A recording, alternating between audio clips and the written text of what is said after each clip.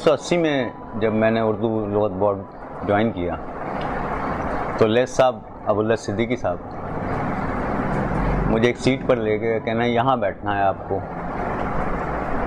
मैं बोला जी ठीक है। कहना आपको पता है ये किसकी सीट है? तो मैंने कहा किसकी? तो कहने जॉन साहब बैठते थे यहाँ। आप यकीन कीजिए एक अजीब सा लर्जा सा तारी हो गया था कि जहाँ जॉन साहब बैठते थे जिस सीट पर, मैं उस पर बैठूंगा और अभी तो मिला भी नहीं उनसे। यानी इतना अजीब एक्साइटेड हो रहा था मैं। तो ये उनसे यानी एक जज्बाती जो सूरत हाल थी मेरी जॉन साहब से, यानी जिन्हें मैं अपना पेशरो भी मानता हूँ और ज़ाहिर है बहुत सीनियर मुझसे, तो वहाँ से उनका वो दिल में वो बैठा। और फिर ज़ाहिर है शेरी नशिस्तों में मुलाकातें हुई उनसे। मुझे याद है मेरा अपना पहला शेर जिस पर उन्होंने बहुत दाद दी थी कि फरहंगे दिलबरा में कहाँ हर्फ इल्तिफ़ात, फरहंगे दिलबरा में कहाँ हर्फ इल्तिफ़ात, आया तो बेशुमार मानी में आएगा। इस पर बहुत दाद दी। फिर पूछा भी क्या कर रहे हो? जब उन्होंने देखा कि मैं उर्दू लुग़त बोर्ड में हूँ, कहना सही जगह पर हूँ। तो इस तरह उनसे मुलाकातें हुई। फिर अनीक अहमद से मेरी बहुत ज़्यादा रब्ज़त थी, उन घर आना जाना था। जॉन साहब उनके अमूमन साथ हुआ करते थे। तो इस तरह सोहबतें बहुत उठाई मैंने जॉन साहब से। उनकी वो बातिनी शख्सियत जो आम तौर पर लोगों को नहीं मालूम है, लेकिन हमने बहुत करीब से उन्हें देखा। तो ये मेरा पहला तासुर था जो आज तक कायम है कि मैं एक असलन नस्ल हद तक नहीं, मेरा ख्याल है बड़ी हद तक मैंने ये समझ लें कि अगर बहुत सारी पटरियां हैं या पगडंडियां कह लें जिसे आप, तो वो नज़र आती हैं, लेकिन एक शाहरा जो है ना, जॉन साहब की हैसियत अपने ज़माने में उस शाहरा की सी थी जो बहुत बज़ाहिर बहुत वाज़ेह नज़र आती है, लेकिन ये शाहरा कितनी दूर तक जा रही है ये तय करना बहुत मुश्किल था जॉन साहब के लिए। ये इनफरादियत की एक ऐसी मिसाल है जो मेरा ख्याल में हमअसर शायरी में तो मुझे कहीं नज़र नहीं आती। वो इतने अपने डिक्शन में, अपने लहजे में दूसरों से मुख्तलिफ थे। हाँ, एक बात वाज़ेह कर दूँ कि मैंने इस पर बहुत गौर किया उनके लहजे पर कि जो शिद्दत उनके कहाँ से आई। तो इसके शेड जो है ना, मैंने यगाना और मजाज के यहाँ देखे थे। जॉन साहब से पहले अगर कहीं देखे हैं मैंने उर्दू शायरी में और गज़ल के हवाले से, कि वरना नज़मों में तो मिलती हैं ये बातें। तो यगाना और मजाज, और मेरा ख्याल है जॉन साहब उनसे जूनियर्स थे जैसे हम उनसे हैं जूनियर्स, तो वो लहजा यहाँ बहुत वाज़ेह तौर पर उर्दू गज़ल में दाखिल हुआ है और वही उसकी पहचान बना फिर जॉन साहब की। नस्ल पढ़ी है लेकिन बहुत कम, और क्योंकि मैं उनकी शायरी में कुछ इतना ज़्यादा इन्वॉल्व रहा कि मेरी ख्वाहिश ही रही कि फिर वो कुछ तो तरसील का भी मसला है, यहाँ रसाइल नहीं मिलते, लेकिन जहाँ जितना भी पढ़ा है उससे तो ये अंदाज़ा होता है कि जॉन साहब बहुत अच्छे शायर निगार भी थे और नसर में भी वो दूसरों से नज़्म और गज़ल दोनों सिंफ में जॉन साहब परफेक्ट आदमी थे। लेकिन एक जगह मुझे सिर्फ इख्तलाफ होता है, जब वो तारीख़ी हवाले और इल्मी मबाहिस उनकी नज़मों में जो बहुत ज़्यादा आ जाते हैं, वो बहुत मुश्किल है उस नज़मों का खोलना। लेकिन जैसे उनकी छोटी छोटी नज़में हैं, मैं तुम्हारा ख्याल था सो मैं था, इस टाइप की नज़में, और छोटी छोटी नज़में जो हैं, या नहीं छोड़ा मजाज को पढ़ना, इस टाइप की जो नज़में हैं वो बहुत परफेक्ट हैं और बहुत अच्छी हैं। तो मैं कभी भी शायरी को इल्म के बोझ तले दबा हुआ देखता हूँ तो मुझे वहाँ से अच्छा नहीं लगता।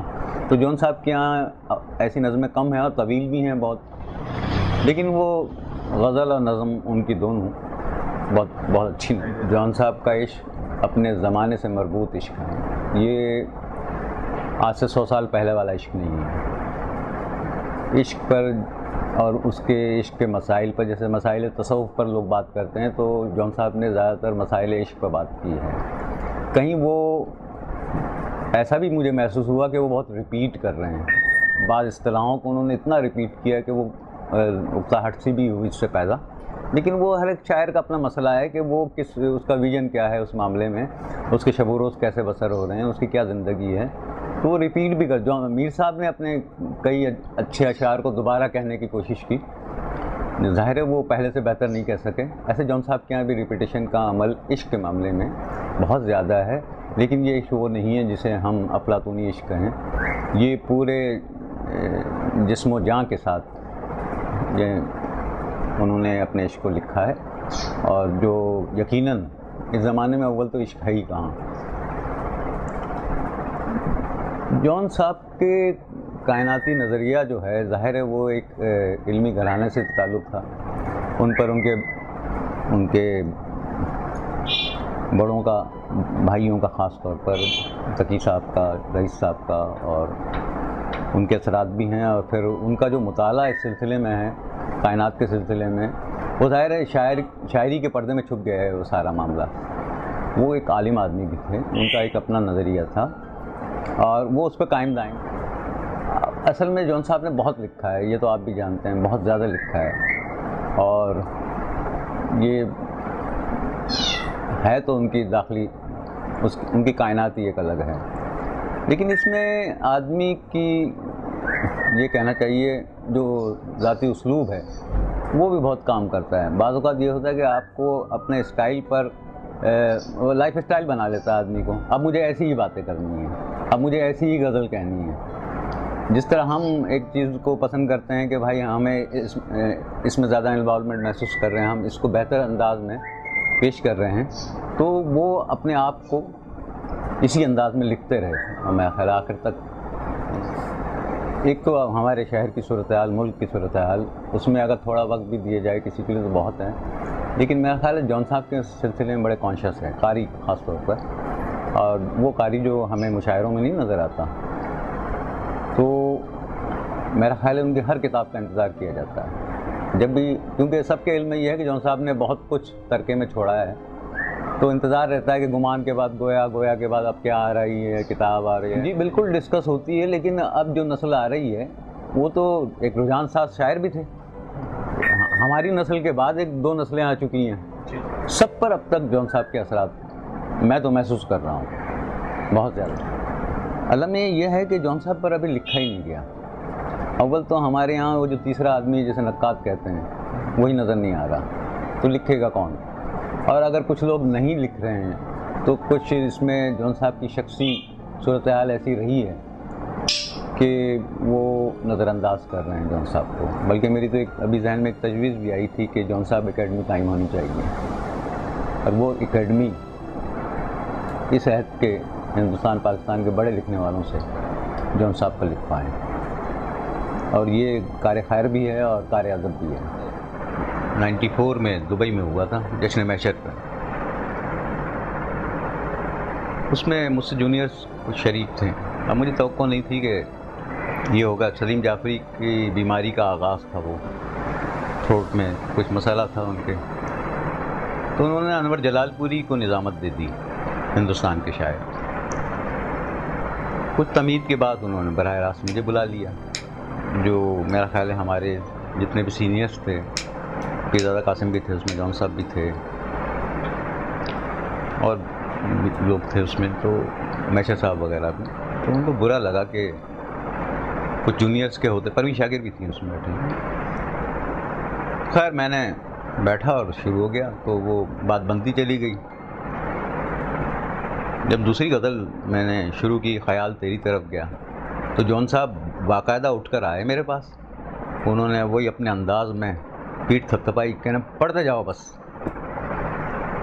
यानी ये लम्हा मेरे लिए इतना यानी पुरमानी भी है, बाइस एजाज़ भी है मेरे लिए कि जॉन साहब ने मुझे, और ज़ाहिर जॉन साहब जिसकी पुश्त पर हाथ रख दें तो वहाँ तो मुशायरा फिर बेकाबू हो ही जाता है। तो वो वाक़या मेरे लिए बहुत अहम था कि जॉन साहब अपने जूनियर्स का कितना ख्याल रखते हैं, और ख़ास तौर पर जिन्हें वो समझते हैं कि वो शेर लिखते हैं। तो जॉन साहब, अगर बहुत से लोग ये समझते हैं कि जॉन साहब लोगों को बढ़ावा नहीं देते हैं अच्छे शायरों को, ये गलत है। जॉन साहब ने बड़ी हिम्मत अफजाई की है। अनीक अहमद के सिलसिले में एक बात की थी, वो मुझे बहुत अच्छी लगी थी कि आसिम से किताबें दिया करो, ये कुछ पढ़ लिख जाए थोड़ा सा, वो अपने एक अंदाज में उसी घर बैठ कर। तो कहने लगे कि अगर 12 साल बकरी भी मेरे साथ रहती तो वो भी शायरी करने लगती। हाँ बिल्कुल, क्यों नहीं। जॉन साहब एक ऐसी शख्सियत थे जिन्हें महज शायर समझा गया, और ज़ाहिर है शायरी एक इतना बड़ा हवाला बन जाता है शायर का कि फिर बाकी बातें बहुत सानवी रह जाती हैं। लेकिन जॉन साहब अपने मिजाज में एक फ़लसफ़ादान भी थे, नसर निगार तो खैर थे ही क्या कमाल। शेर जो उन्होंने कहा था, कौन इस घर की देखभाल करे, कौन इस घर की देखभाल करे, रोज़ एक चीज़ टूट जाती है। कमाल शेर।